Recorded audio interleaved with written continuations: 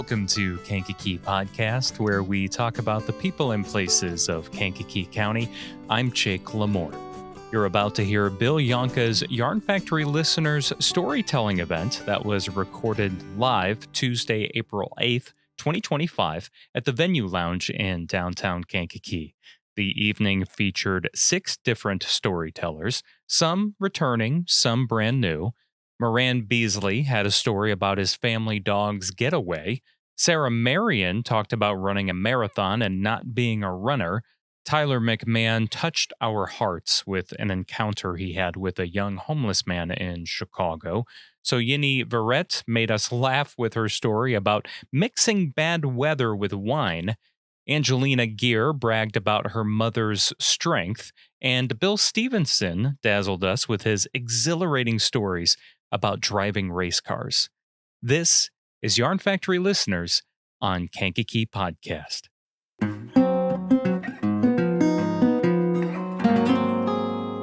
Let's have a big round of applause for the venue and the crew here.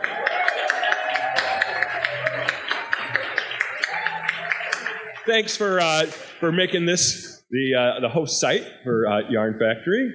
And I wanted to start out just with a little reflection myself.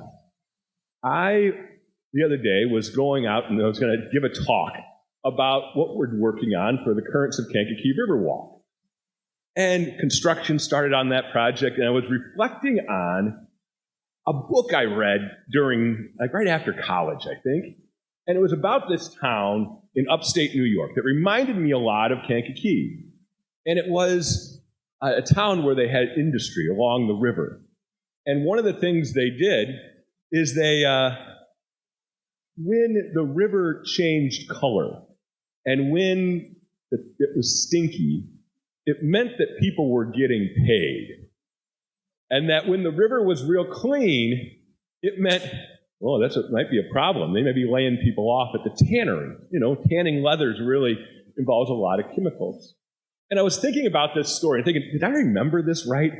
I should try to find that book. So I went over to Rubber Rose, the bookstore right here downtown, and I said, oh man, I got a second. I'll just see if the author, Richard Russo, if any of his books are here.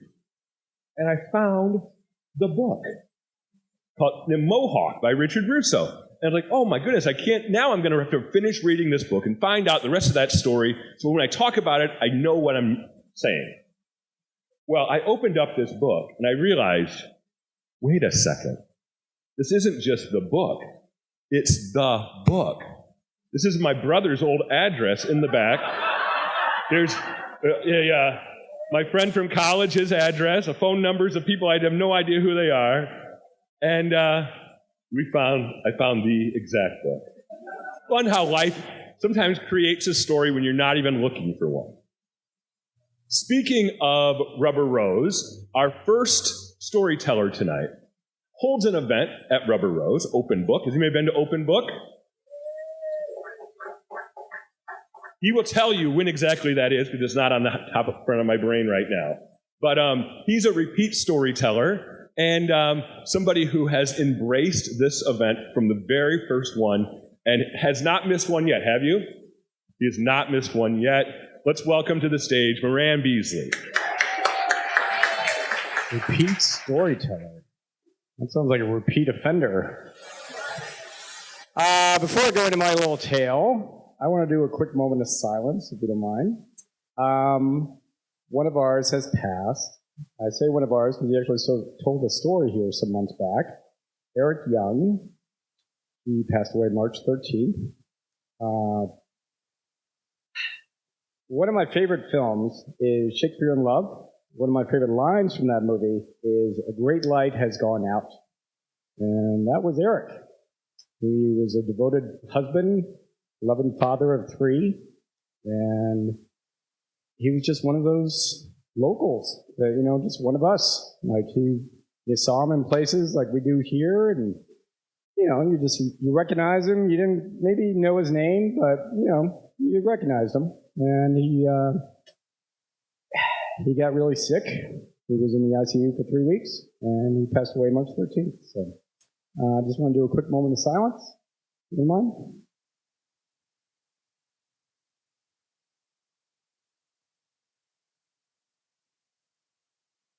Thank you very much. This is a story that Eric would have liked. A story, I think. Who here has dogs? Anybody have dogs? Yeah? All right, dogs, awesome. My family and I have had 6 dogs total live in our home. This is a story about 2 of them.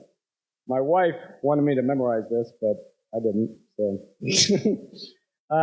So 2 of the dogs, Dakota, a female black lab, and Franklin, a male beagle. Can I take this off, Bill? I'm going to take this off, yeah? Because the sun is like, ugh. Okay, so Dakota's a female black lab, Franklin is a beagle. Okay, now background to give context. Dakota, the lab, my wife will attest to this, she was the perfect dog. She was a great protector for the house and kids. She was loyal, quiet. She didn't make a fuss. She was very lovable. Franklin, or Frank as we called him, the beagle, in contrast, was pretty much an asshole.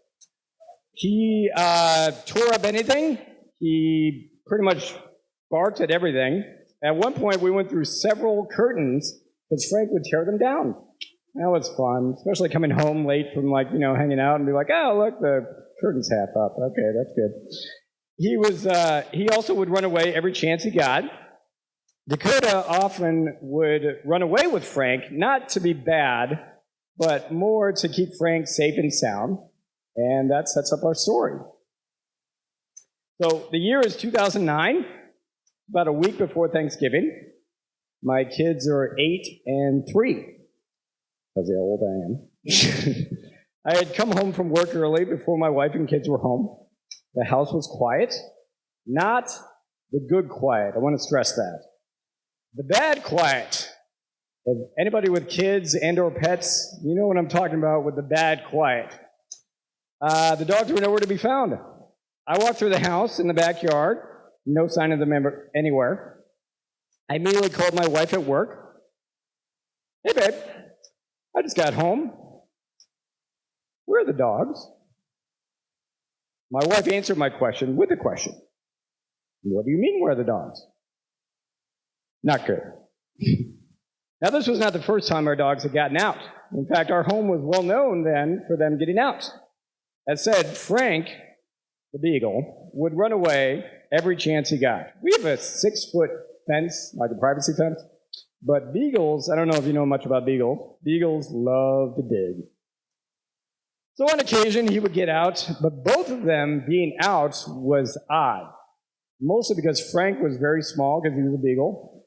Dakota was very large because she was a Labrador. So. I walked around the block calling their names. Nothing. I got in the car and drove around a bit. Nothing. Okay, now I'm getting worried. I went around to our neighbors and asked them if they had seen them and described them in case they saw them later. Now, folks, this is what we storytellers call foreshadowing. You want to remember that for later. I posted on social media in hopes that someone had seen them. I called animal control. Still nothing. Animal control actually suggested that I call in the morning and check for any overnight pickups.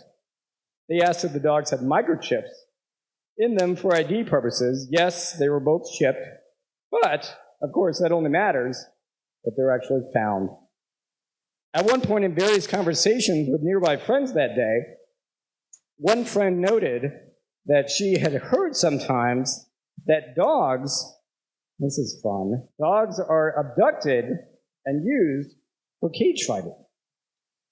That was not the thought I wanted playing in my head at that point. So my family did not sleep well that night at all. I remember vividly thinking that it felt like our kids were missing. The next morning, I immediately called animal control. Nothing. Totally deflated. My wife then went to work, but then I had the day scheduled off anyway. Sometime later that morning, our next door neighbor knocked on the door. Remember how the day before I had gone around to our neighbors and described them just in case? Yeah. So glad I did that. Don't get your hopes up, but I think I may have found your dogs, was the first thing she said. Okay, more background. My family and I live on the west side of Kankakee, a few blocks south of Court Street. Does everybody know the Miller nursing home next to Riverside? Yeah? All right, good. That helps. That's important to know for the next part. For those who don't, from our house, you have to go east to Wall Street, then travel north across Court, past the ballpark, under the bridge, to get to this nursing home. Anyway, back to our neighbor. My neighbor starts telling me how she was on the phone talking to a friend of hers that works for the nursing home. Here's the part of the phone call that matters to the story as relayed by my neighbor. Her friend says, "So, you will never guess what happened today. The funniest thing, these two dogs wandered into the building and started greeting the residents." I'm not even kidding. I looked at her like, "What?" And she's like, "Yeah." My neighbor immediately said, "What do the dogs look like?" So it turns out that my dogs had not only stayed together after getting out, but they had walked down Court Street together, crossed the busy, they walked down Wall Street, they crossed Court Street together, they went past the ballpark, they went under the bridge together, and they wandered into the nursing home, which, by the way, if anybody knows where Miller Nursing Home is, not exactly off the main track. I mean, you have to go down a few side roads there. So my neighbor then quickly gave me the name of her friend. I called the nursing home. The friend wasn't working that day, but thankfully and amazingly, she had left a note in case anyone called about the dogs with her contact info. I then called my neighbor's friend's cell phone. So everybody's with me? I'm calling my neighbor's friend's cell phone. Okay. "Hi, I think you have my dogs. One is a black lab. The other is a beagle." "Okay, yeah. Just to check, what are their names?" "Dakota and Franklin." She says their names. I can hear them in the background going nuts. "Yeah, that's them." She then goes on to say that she breeds dogs. This is the fun part. She breeds dogs at her home in Watsika, and she suggests that we bring them to our home the next morning. Now, there was no way in the world I was going to spend another night without those dogs, especially with my wife. I suggested we come down that night to pick them up. She agrees. I then called my wife and explained the now fantastic situation. My wife had been crying on the phone with her mother, God rest her soul, just then about our missing dogs. So now her tears of sorrow had turned to tears of joy. That night, my wife, our boys, and I drove the 40-minute drive to Watsika to pick up our dogs. To say that our dogs were glad to see us is a massive understatement. The nanosecond our dogs saw us, they got so excited. Our black lab, who, by the way, probably weighed close to 120 pounds, something like that, she was a big girl. She actually jumped in the air at least a good 2-3 feet. She was so happy to see us. So, happy ending. We thanked our neighbor, friend, and drove home. Our lab Dakota was loyal and happy till she passed away in 2014. Our beagle Franklin stayed pretty much an asshole, but got more calm and lovable before he passed in 2016. I would like to think that in the afterlife, after they've crossed the Rainbow Bridge, that they are back together somehow, looking for the next adventure. Thank you very much. A point we always want to make and make sure people understand is that this whole storytelling thing, it's not just for a few people. It's for anybody. We all tell stories. And up here by me, and we have our intermission here in a little bit, if you're interested in someday telling a story, feel free to write your name down, and we'll get in touch with you and make it happen. Also, next month at the Kankakee Public Library, I'm hosting a storytelling workshop that some people in this room have already signed up for.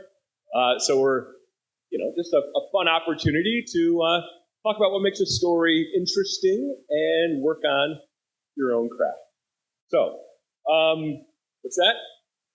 Yeah, that would be a thing I would have thought about if I was going to start talking about it. May 7th. May 7th. Thanks for remembering that. I'll be there. I'll remember it when the time comes. Also, these stories, if the storytellers agree, are all part of Kankakee Podcast. So, Jake LaMore from Kankakee Podcast is here. These guys record the stories, and then it becomes a really great episode of the podcast. So, I'm happy with that partnership. And so if people miss something really great you heard, you can say, wait a second, go find it on the podcast. You'll really enjoy this one. Something I've really enjoyed is when I talk about this event in other circles. You know, there's lots of different groups of people around our community. And I was at the 2nd Ward Christmas party, and we were talking about storytelling, and I sat next to a lovely woman who said, you know what, I think I could do that. I would do that. And she did. And now she's here to do it again. She's a mom, a grandma, and a great-grandma now. And let's give her a round of applause for that, especially. Soyini Verrett, make your way up to this stage. Let's give her a big round of applause. Hello. Still nervous, okay? Just wrote this today. It's called Stormy Weather. I know we know about that, right? So check it out. The morning started out as a beautiful day. The sun was bright and shining. The sky was blue with beautiful white clouds. The temperature was hot and humid. But as the day wore on, things began to change. The clouds began to become dark. Temperatures started dropping drastically.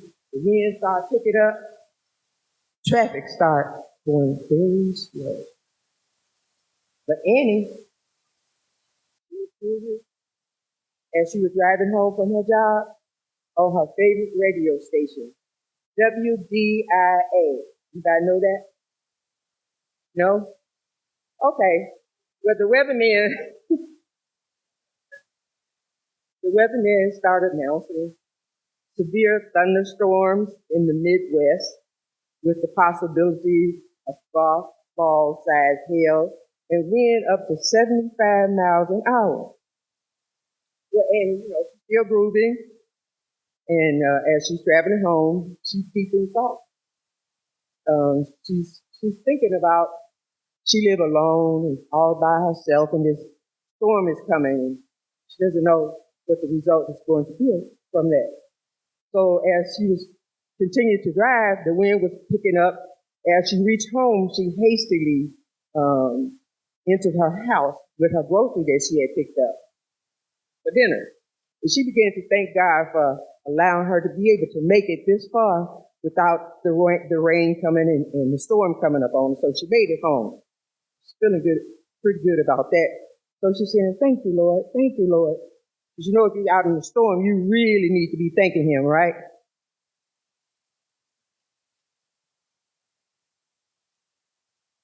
So as she placed the groceries away, she dropped her phone. She didn't look for it, but she began to cook her dinner because she didn't want to be cooking while it was storming. Because as a child, you're taught when God is doing his work, you sit down and be quiet. So she wanted to have her dinner out of the way when the storm hit. So again, she's in her house now. So she turned it on her favorite radio station. What? Y'all know about that. So there was some rumbling and thunder that she could hear in the distance. So she poured herself a glass of wine, just to steady her nerves, that's all. The storm had hit in Kankakee County. The announcer says, please take cover if you're in Hopkins Park. The siren was blaring, the wind had picked up and was blowing trees and things was flying all across the field in front of her house. The clouds are darker outside now, and those golf ball-sized hail, they was falling. falling hard and denting her car, and she could hear it on her top of her roof and everything. So Annie is frantically looking for her phone. She's looking under the table. She's looking under the couch. She can't find it. She's still concerned about this rain that's coming. So she decided she'd get her Bible, calm her nerves some. So she reads the Bible. She got that wang, But she's going to read the Bible a little bit. As she's looking out the window and see that the storm is getting closer and closer. So she pours a little bit more wine. The sirens continue to be blasting, and Annie is talking to herself now. She says, "Oh Lord, I'm here by myself. I don't know what to do. I just don't know what to do. Lord, just protect me." So when the storm hit, she didn't even know what had happened. Why?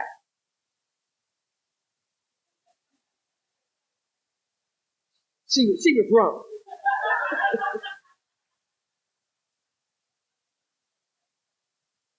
Woo! Okay, she had enough. And so she heard knocking at the door, banging at the door. She sort of staggered to the door, Upon opening the door, she was surprised to see her son. She said, "Why are you here?" He said, "Mom, I've been calling you for hours. Why didn't you answer your phone?" "My phone? I don't even know where it is." "But why are you calling me?" "To make sure that you're okay." "As you can see, I'm fine," said Mom. "See, the Lord and this drink brought me through." "Mom, you were drinking the whole bottle?" "Yeah, calm my nerves. When you're in a stormy weather, you need something to calm your nerves. So thank you for coming. I'm fine. Stormy weather." Let's give Soyini a big round of applause. Thank you. Our next storyteller is someone it's very rare to see on a stage as himself. I've seen him as a whole bunch of different things throughout my life living here in Kankakee County. But tonight, telling a story from, in the character of Tyler McMahon. So can we welcome Tyler McMahon to the stage? Hello. Bill's right. You don't see me play myself because I don't like playing myself. So this is actually making me nervous, which I don't get often. Before I read my story, I brought 3 of them. I'm not going to read all 3, but I came to these stories. 2 of them are made up, and one is a true story that happened to me. When we all were stuck in our homes during COVID and losing our minds all the time, because you can only watch so much YouTube and TikTok before you want to pull your hair out, I started asking friends that I wanted to write short stories.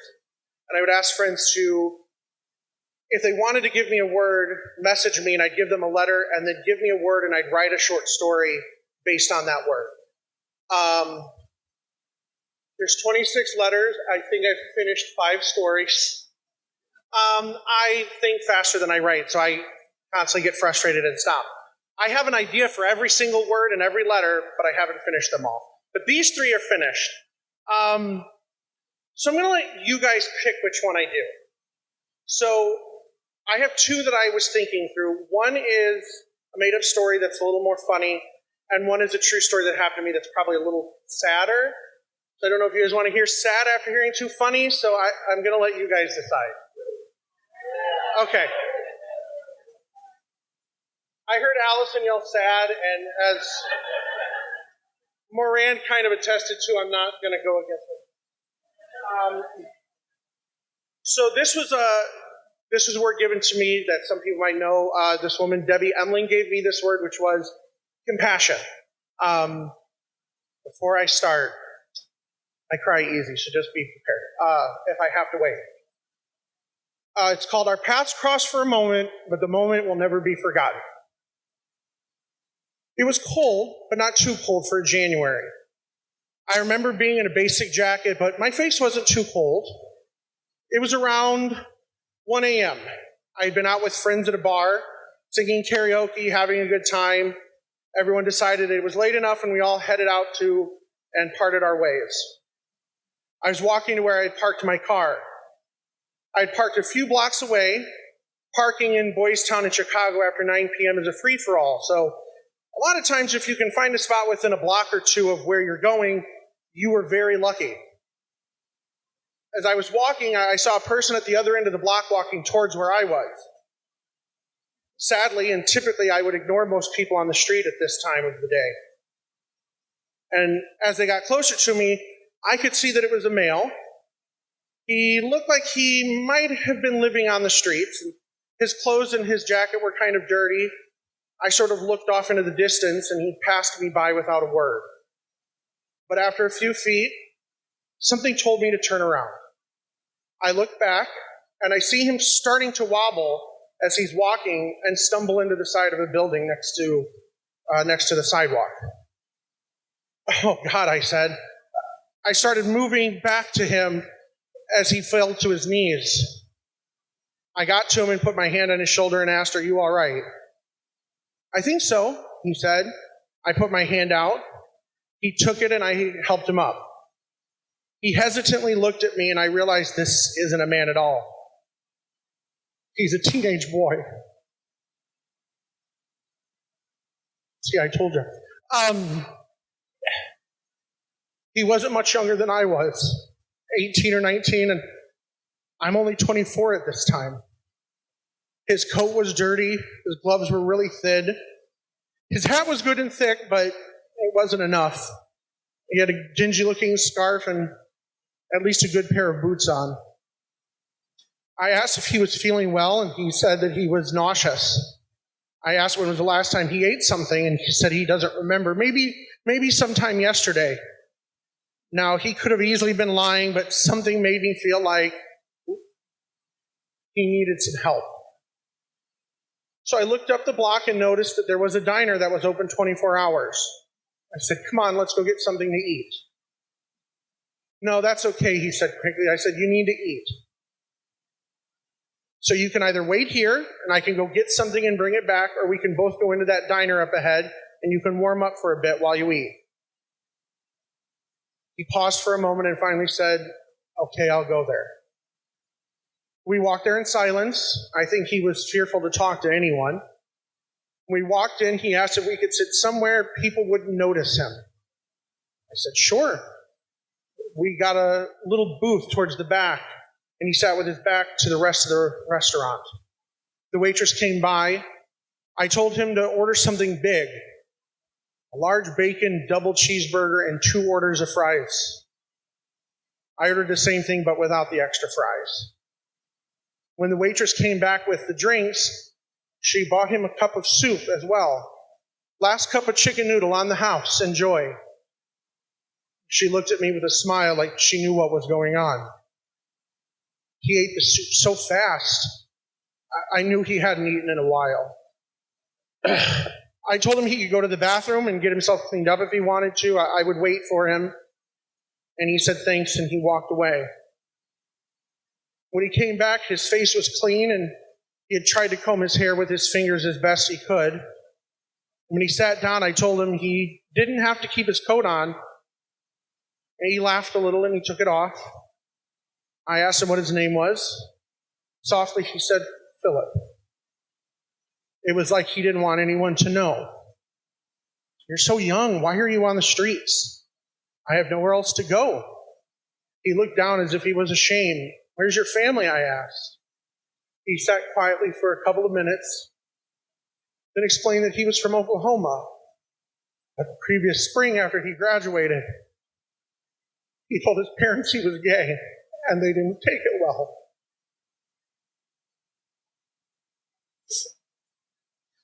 He was told to pack and get out. He grabbed clothes. He stayed with a friend that night, but was turned away when his friend's parents found out why he had got kicked out in the first place. He tried to turn to other family members, but was shunned. His friends all turned their backs on him. He had no one. The pain, the hurt, the sorrow in his eyes was a sight that I had never seen before in another person. It was months after all this occurred, and you could still see on his face that it was like it had happened the day before. He had been able to get some money out of his bank account before his parents closed the account. So he did the only thing he could think of, and he started hitchhiking. Truckers, nice people, even some not so nice people, what he was able to get away from. Eventually he made it to Chicago. He said, I always loved this place when I visited here when I was young. And he stopped for a moment, as if the thought of his past with his family cut into him a little deep. But he went on. I guess I should have stayed south for the winter, but I'm here now. We had a little laugh. He said the guys were nice on the streets until the cold set in, and then they pretty much ignored him after that. He had found a little alleyway between two buildings that had a roof over it, and the owner doesn't chase him away, so he's grateful for that. The food came, and I let him eat. I watched him eat like it had been weeks, like he couldn't savor any of it. He just had to get into his body as fast as possible. Slow down or you'll make yourself sick or you'll choke or something. It's just so good. And he started to slow down. And I said, I'll be right back. I got up to go to the bathroom. I went to the cash register and paid for the meal and got a card from the restaurant. I Googled LGBT homeless youth services and found some help. I wrote down an address for an outreach group called the Broadway Youth Center, and then I sat back down and he smiled. After a few moments of silent eating, he looked up and said, "Why are you helping me?" The way he asked seemed like he wanted to know what I wanted in return. I was too afraid to ask why he assumed I wanted something in return. Because everybody needs help sometimes, even when they don't ask for it, even when they think they don't deserve it. He kept eating, and I drifted into thinking, how can his family do this? I couldn't imagine. I mean, yes, I knew back then and even now that I have family members who think that I am wrong, that who I love is an abomination. Completely shut out and abandon your child for being gay. I just don't understand it. Parents are supposed to be there. There are parents whose children are murderers and they still love them. How is this worse? I watched this innocent kid and thought, there's a special, torturous place in hell for parents like that. It was hard for me to understand in a way. Up until that point in my life, I had never honestly dealt with any homophobic behavior directed toward me. So this was kind of new to me to meet someone who had experienced it directly and from his own family nonetheless. After he was done, we sat a little longer. We left and I thanked the waitress. "Take care of yourselves," she said as we walked out and gave us a smile. I could tell she knew what was going on then. We stood on the corner outside the diner and I handed him the card. "Go to this place tomorrow. They will be able to help you." He reached out and gently took the card. As I was about to ask him if he needed anything else, he came forward and hugged me. I paused for a moment and wrapped my arms around him and said it was going to get better. We stood there in a hug for several minutes. I could tell no one had hugged him in a long time. "All right, Philip, please go there tomorrow and let them help you." "I will." A long pause went by. With tears in his eyes, he said thanks. I grabbed him again, hugged him one more time, and said that we better go. He walked off towards where I'd seen him fall. I stood there watching till he blurred out of vision into the night When I got home that night, I laid in bed staring at the ceiling and crying. I hadn't cried like that in a long time. And for someone I didn't even know. I just kept thinking, he was only a couple years younger than me. That could have been me. God, I hope he gets the help from that group. I just hope I never have to read about him dying on the street, scared and hungry and alone. 15 years later, and I still think about him. God, I hope he's doing well.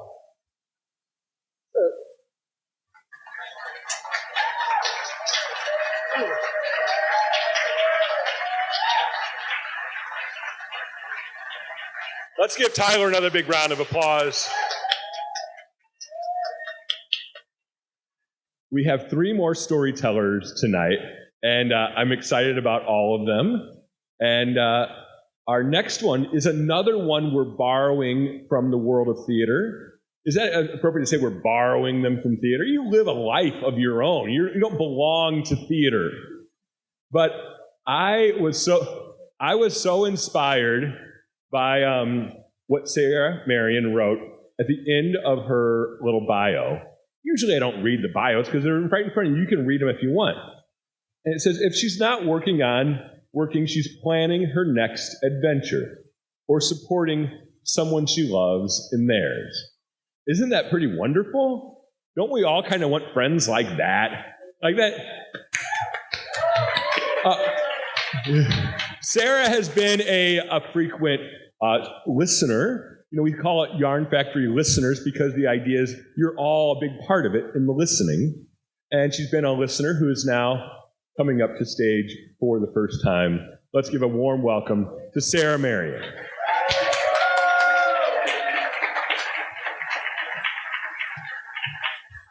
Hello. When you start with compliments before you even get started, it's kind of an interesting stage to set. Is anyone here a bucket list person? Yeah.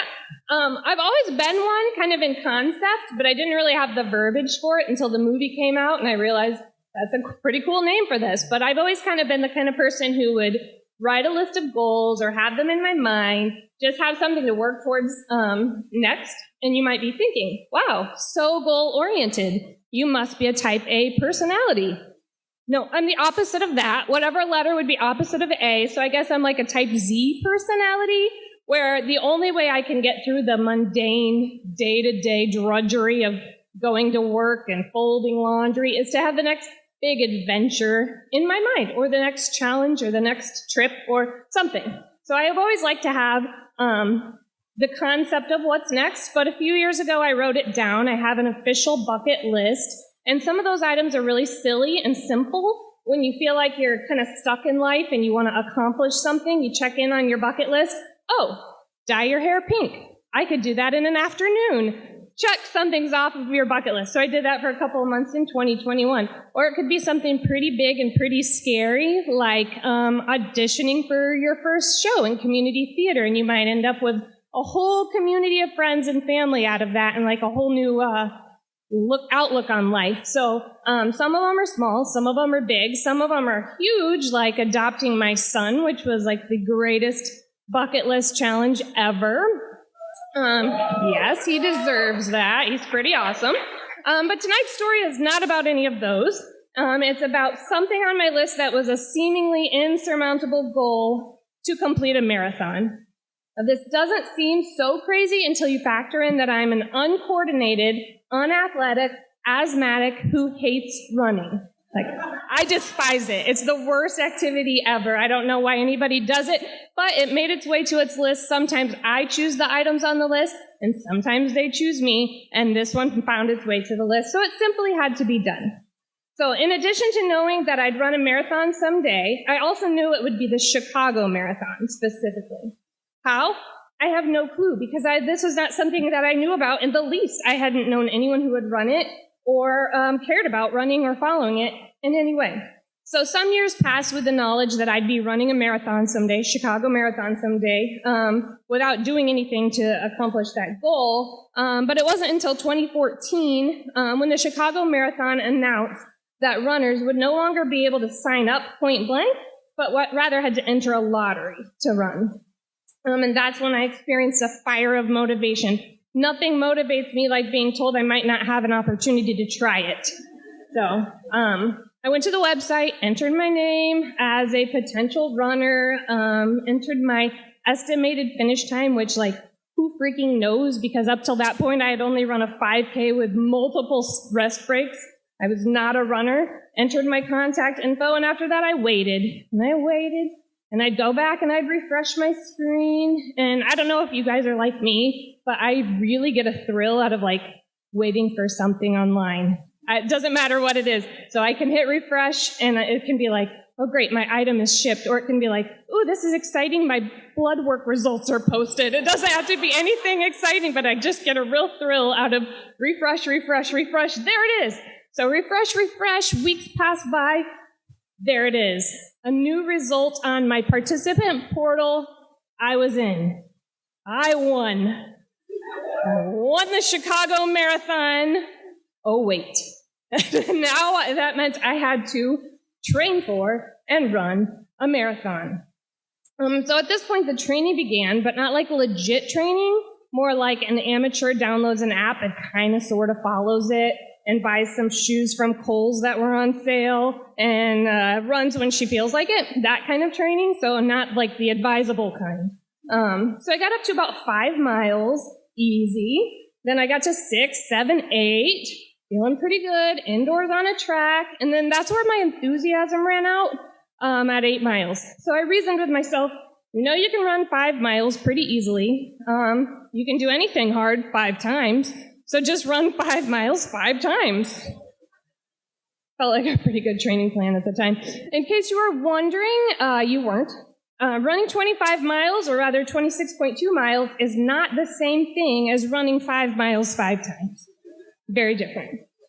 You all know this because you're not constrained by the delusion of wanting to cross something off your bucket list, and also because everybody knows this. So I find myself on race day having made no real plans except to hitch a ride with a friend, one who had legitimately trained, and her friends, all of whom were very prepared for the day. I lined up by my estimated finish time all the way at the back, all by my lonesome, and began to run. I had to walk before 5 miles hit, because running in the street in cold weather is just a little bit harder than running indoors on a track, if you didn't know that. So I walk, run, taking drinks of water on the way, and suddenly a car passes me on the track, which was kind of weird, I thought.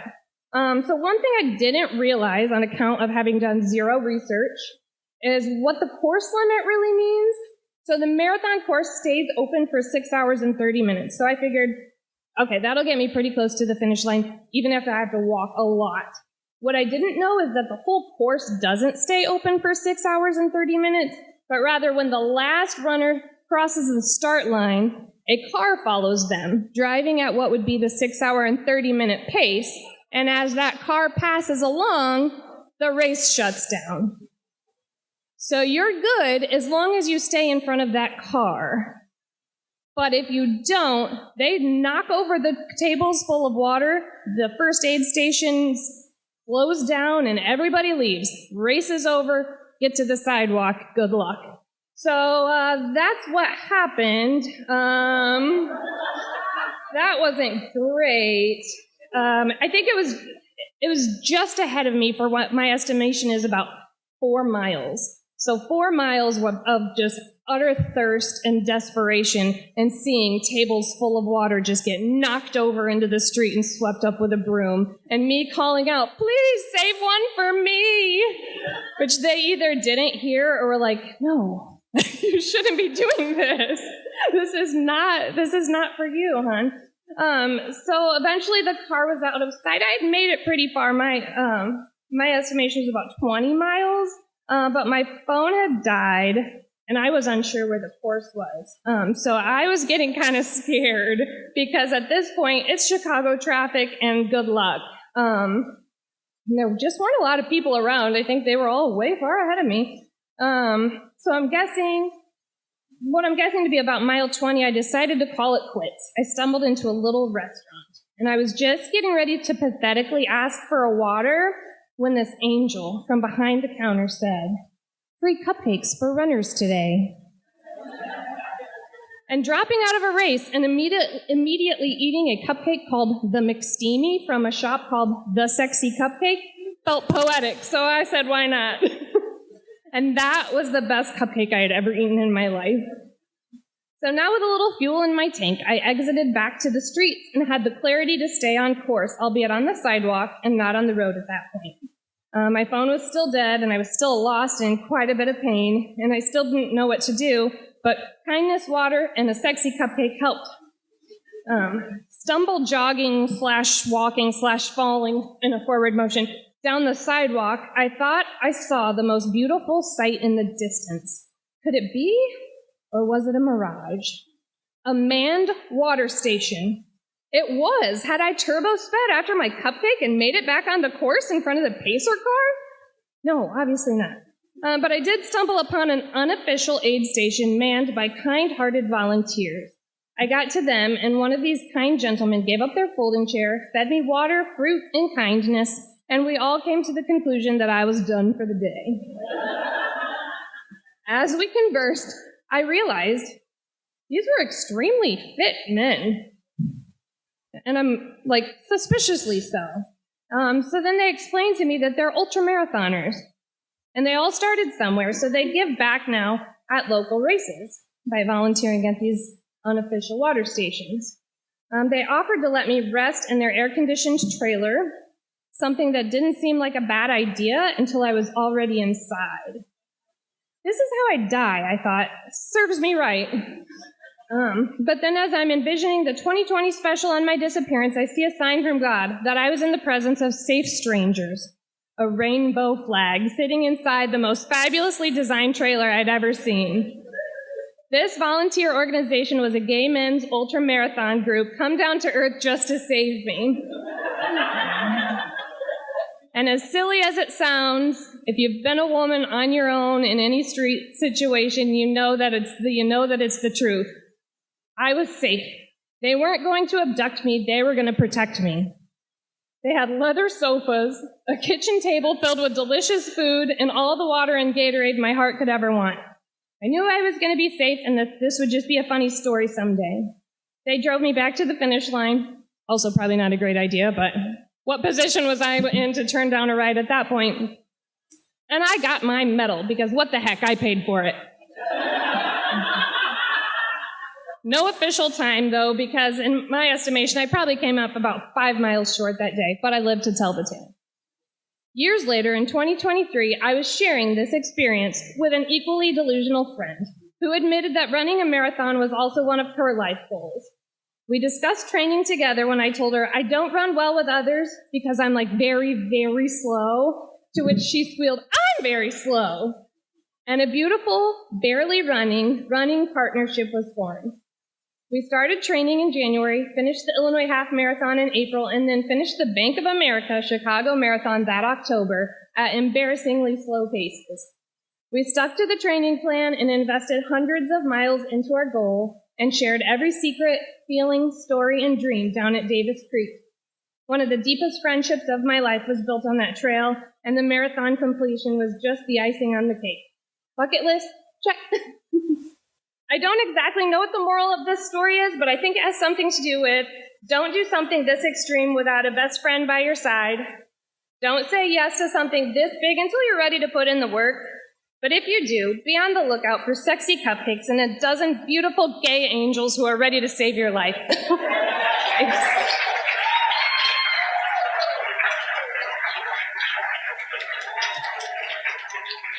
Thank you for sharing that with us.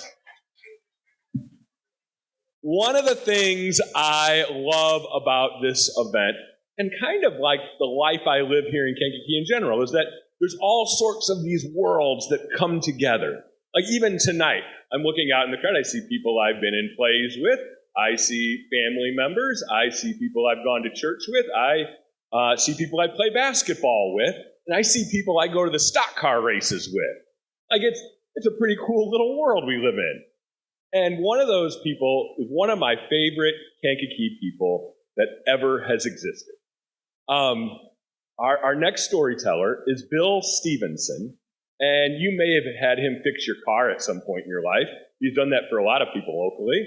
But also, he's a race car driver, and I'm a racetrack announcer at the Kankakee County Speedway. If you've ever been there, you hear my voice all night long, as long as it takes, I'm there. And what was really cool once is that I'd driven a race car once, but I was kind of like, I bet I could do that. I want to do that again. And here's a guy, totally mild-mannered, doesn't at all seem crazy, said, yeah, why don't you drive my car? And that was Bill Stevenson, and I drove his 1957 Chevy street stock car, and it was exhilarating. I thought I was going so fast. I really was. It was going pretty fast for a little while. I wasn't as good as everybody else was.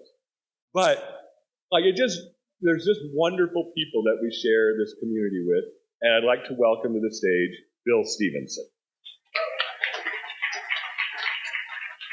So Bill invited me here tonight and said I got about 8 minutes to talk about racing. How do I cram 52 years of racing into 8 minutes?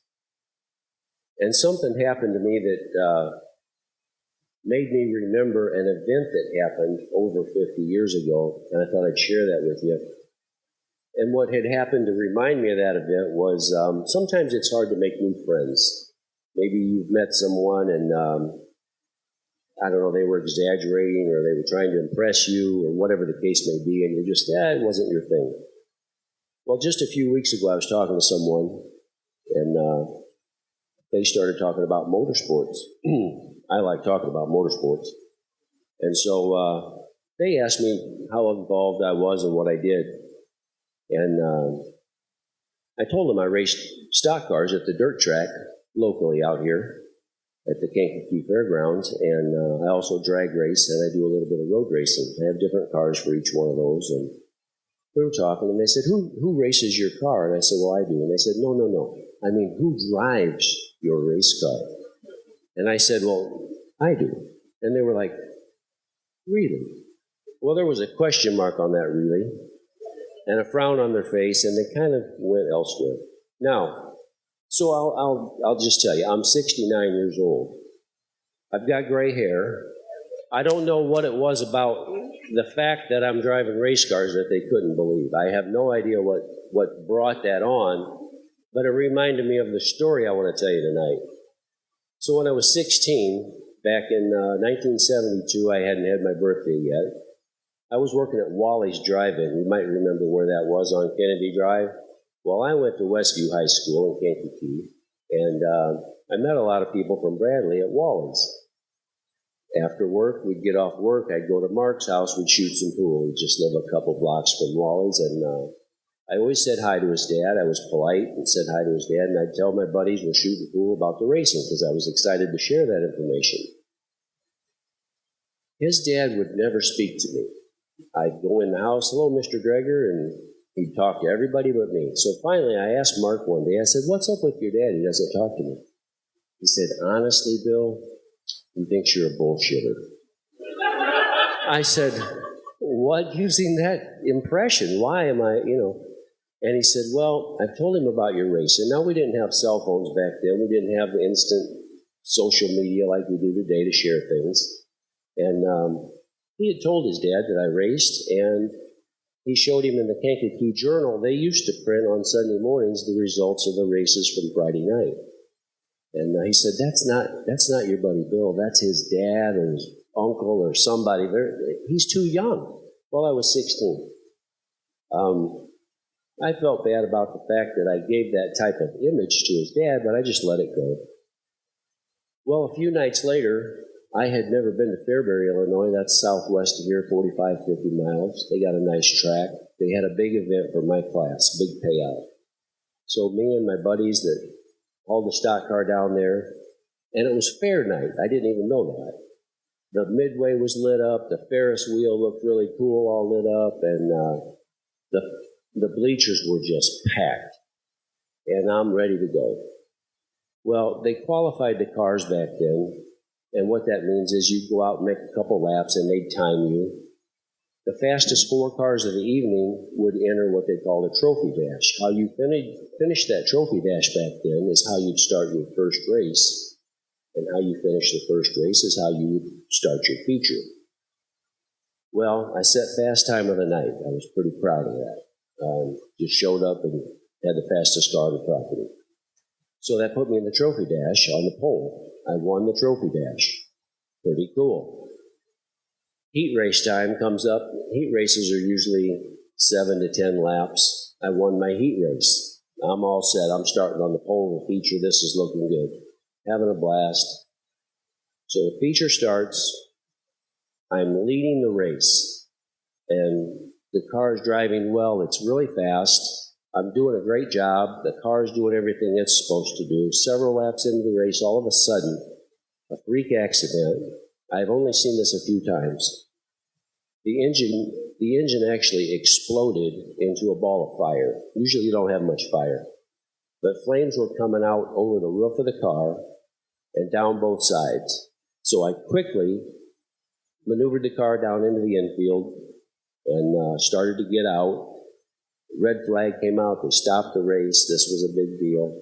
And the fire crew's putting the fire out. While all this is happening, I hear somebody hollering, Bill, Wild Bill. They called me Wild Bill back then. I think I'm Mild Bill today. So I look over at the fence. There's my buddy Mark. So I jog over to the fence. I said, Mark, what are you doing down here in Fairbury, Illinois? Well, his grandma lived down there, and they always went down there for the fair. And he looked up at his dad, and he says, see, Dad, there's Bill. So his dad had this really weird look on his face, and I got back to what I was doing. The car was burning, and so we get loaded up, and all the rest of it's kind of a blur, but I love remembering what happened. So a few nights later, I'm at work at Wally's flipping burgers, and Mark says, hey, you want to come over and shoot some pool with the guys? I'm like, yeah. So I go in. I didn't say anything. His dad spots me and says, come on in, Bill. You want a cold pop? Come on in, have a seat here. Tell me about your racing. Suddenly, I went from bullshitter to his new friend. And, I really enjoyed that, and I was glad. But, I've met people like that before, or maybe I give that impression. I don't know. But at 16 years old, he was convinced that I was not racing, just like this guy the other day was convinced that guy's a bullshitter.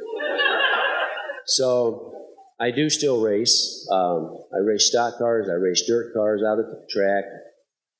And real quick, I was a guest speaker in Florida at a racing convention, so I know some statistics that I looked up about myself. I've raced at 39 different racetracks in 10 different states, and I've won races in a lot of different venues. The stock car's a no-brainer. You just drive it around there. You ride around circles. It's easy, right? No. So yeah, you're throwing the thing in the corner. You're driving something that's kind of out of control, and my drag car is pretty cool. Again, remember I have gray hair. Some real quick numbers on that. Drag, I'll pretend you don't know anything about drag racing. 2 cars line up. The idea is to beat them to the finish line. Sounds pretty simple. My car from a dead stop travels 60 feet, which is probably about the length of this room, in 1.1 seconds from a dead stop when you turn it loose. In that 1.1 seconds, I've traveled from 0 to 85 miles per hour. In the next few seconds, I've reached the halfway point. At a little over 4 seconds from the beginning to 4 seconds, I'm traveling 140 miles per hour. And just 2.5 seconds later, I'm at the finish line and I'm hitting 170. So the party's not over. Now you have to stop. They don't have a big, long surface to stop, so, you use parachutes, pull the chutes, hit the brakes. There's a lot going on in the car. The stock car drivers think drag racing's easy. The drag racing guys think the stock car is easy. I can tell you they're both challenging and all that. But hopefully, I made some friends here tonight. And also, I want to tell you, to give back to the fans at the local stock car track. I have this vintage 55 Chevy race car, and there's an entry form box right over here. On your way out, I don't get paid to do this, and I don't charge the track anything to do this. I show up at the racetrack certain nights, and you put your name in that box. So if you would like to ride in the race car, it's a ride-along car. I give you 5 laps wide open. First guy to ever ride in the car with me was Bill Yonka, and he could tell you his own story. I can tell you one thing he said. He said, I knew that this was a pretty nice car, and Bill's not going to take a chance on wrecking this. But I changed his mind when we got right up next to the wall going wide open. And I thought, maybe this could happen. But my point is, come on out to the fairgrounds. Our first race is April 18th, a couple weeks. We are going to give 3 rides that night. If you put your name in that box, I will draw a name out of there. So someone in this crowd tonight can go around the track free, 5 laps, wide open, and you'll have your own story to tell sometime.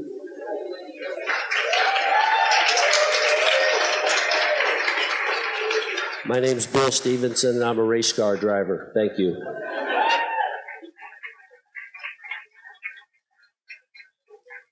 Let's give Bill another big round of applause. And for real, he's got the little sign-up sheets over there. We'll pick somebody from tonight to ride around at the racetrack with him. And yeah, it's really incredible. It's a wild experience. I don't pretend I'm an expert at putting these events together. I've you kind of figure things out as you go along. But I do know that when you're doing this, you want to have the final person that's going to tell a story. You want to have that person be somebody who is going to make it so you cannot not smile. You've got to smile. You've got to feel the energy. And when you go home, you're going to keep that smile on. You know, over the course of the night, you can do all this sort of stuff with your emotions. But at the end, you know, she might do a little bit of this too. But at the end, you're going to have so many reasons to smile. And I want to welcome to the stage somebody who's a tremendous ambassador for Kankakee County with Visit Kankakee County, working for them, and also now a Kankakee Valley Park District Board Commissioner,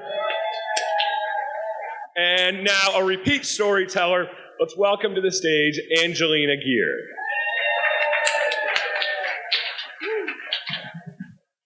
Wow. There is a lot of amazing energy in this room, and I just want to start by saying thank you. Thank you all for being here and listening attentively, and I don't really know how to follow this up. I mean, we had dogs, we had storms, we had compassion, we had marathons, we had racetracks. Like, where do we even go from here? But I am going to try. I have a story tonight that I wrote that is very near and dear to my heart. It's about someone very special to me, and a lot of the folks in the room actually know who this story is about. So I'm just going to jump right into it. So a few weeks ago, I attended the Women United breakfast. As I sat there listening to these bold, brilliant women talk about the work that they do for our community, I started thinking about the women in my life who inspire me. On the way home, I called my mom. I told her about the event, the speeches, and how fired up I felt to do good things for Kankakee County. She giggled and said, "You can do anything you put your mind to," but she really meant it. My mom's support has been unwavering my whole life. I told her during that phone call that she inspires me. She laughed it off and said, "Oh, honey, I'm not very interesting. I'm sure there are plenty of other women who inspire you more." And listen, that's just not true. I have 37 years of inspirational stories about my mom. Anyone who knows Laura, and I know a lot of the people in this room do know Laura, yeah.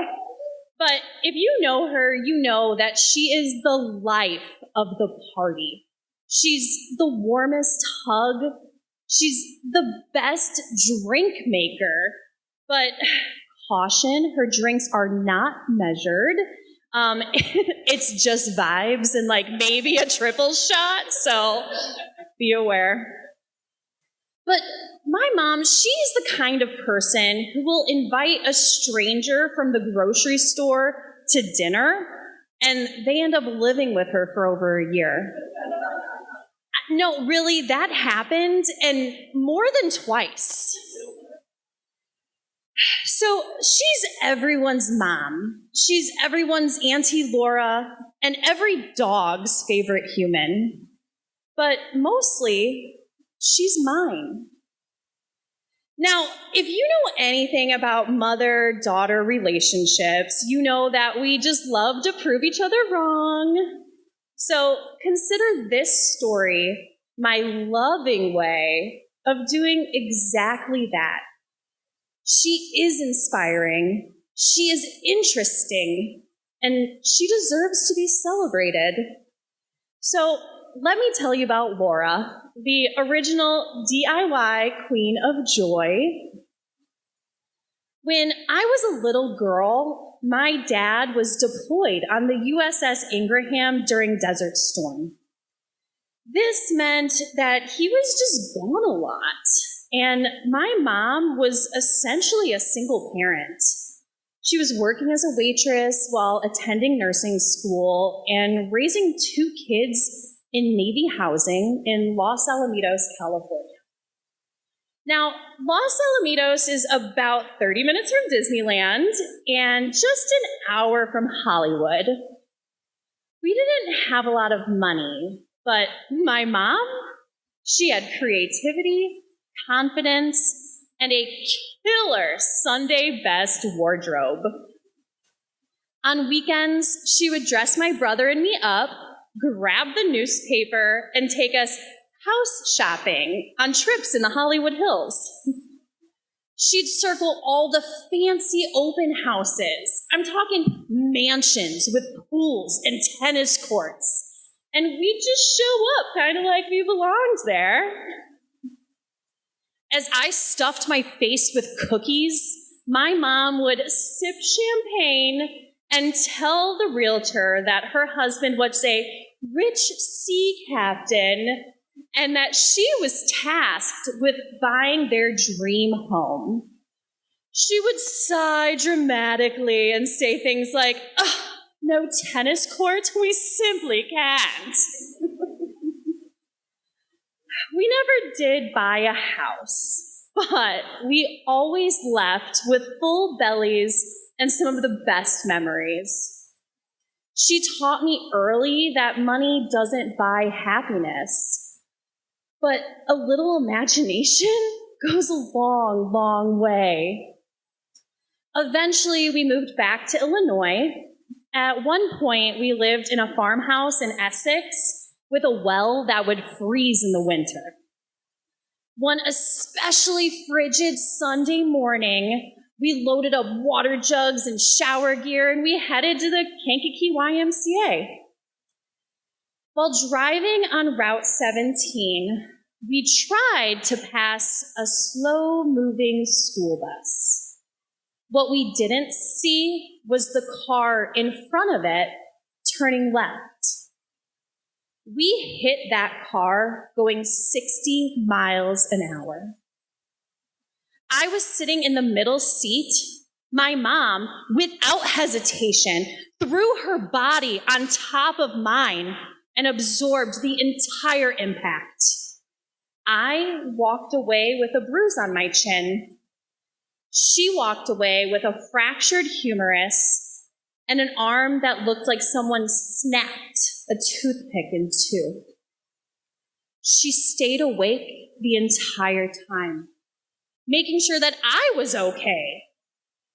She spent the next 2 years in a cast from shoulder to fingertips, and she never once complained. Today, that scar takes up half of her arm, and it reminds me every time I see it that my mom would literally break bones to protect me. Also, pro tip, don't mess with me, because I have a mom who throws herself in front of moving vehicles, and she'll lie to your face about a knife fight.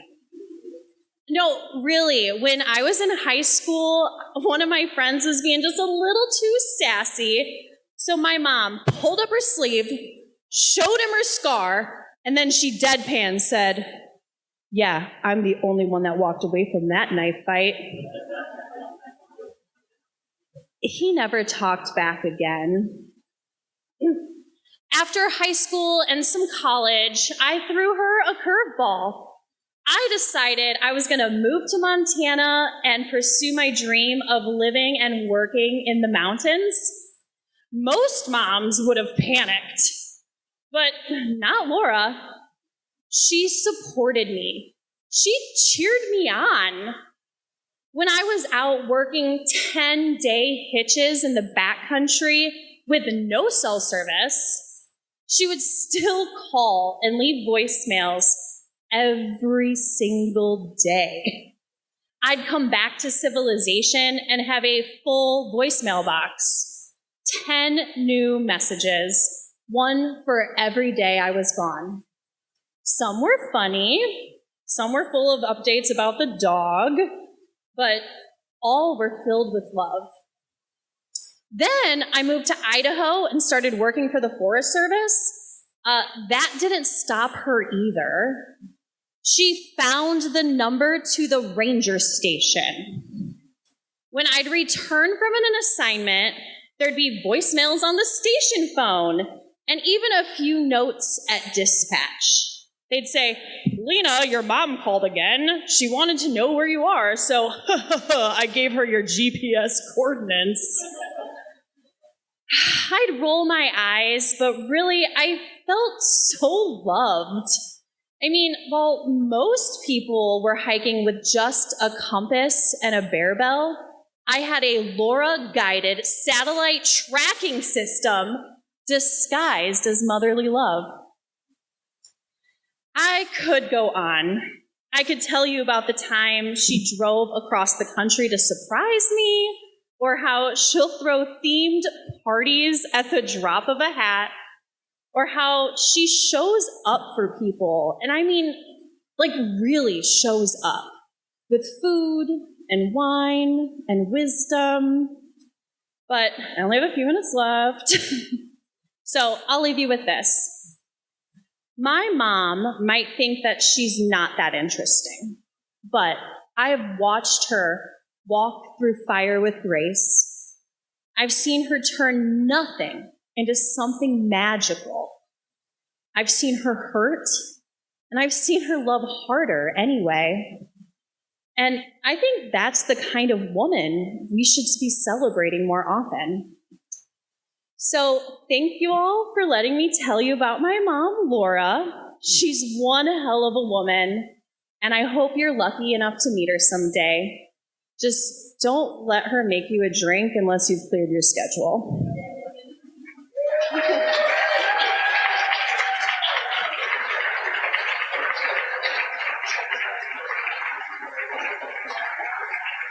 Let's give Angelina another big round of applause, and her mom. Let's give a big round of applause to all of our storytellers tonight. Thank you all. That concludes this episode of Yarn Factory Listeners on Kankakee Podcast. I'm Jake LaMore. Thank you so much for listening, and thank you to Bill Yonka, the Venue Lounge, and the Kankakee Public Library, and of course all of these storytellers for teaming up for this special event every single month. If you ever want to join us, it happens the second Tuesday of each month in downtown Kankakee. To stay up to date on where exactly it's going to be, because sometimes the location does change, you can follow Yarn Factory Listeners on Facebook to stay up to date on that. It's always free, and it usually happens at 7 o'clock in downtown Kankakee. Shout out to Alex Kerner for supporting the show each month through Patreon. If you want your name announced on a future episode, you can sign up at patreon.com/Kankakee Podcast. Also, special thanks to our sponsors, Chicago Dough Company, Noble Dairy Queen Stores, KCC's Office of Continuing Education and Business Partnerships, Frank's Appliance Center and Sleep Source, Pigosh Engineering, King Music, Little Me Studio, Edward Jones Financial Advisor Adam Elroy, Taco John's, D. Westfall Jewelers, Nana's Bakery, Stafari West Avenue, and Coffee House. Kankakee Podcast is produced by Pathfinder, a full-service marketing agency in downtown Kankakee. Learn more at yourpathfinder.io. Our theme song is by Lupe Carroll. This river carries on.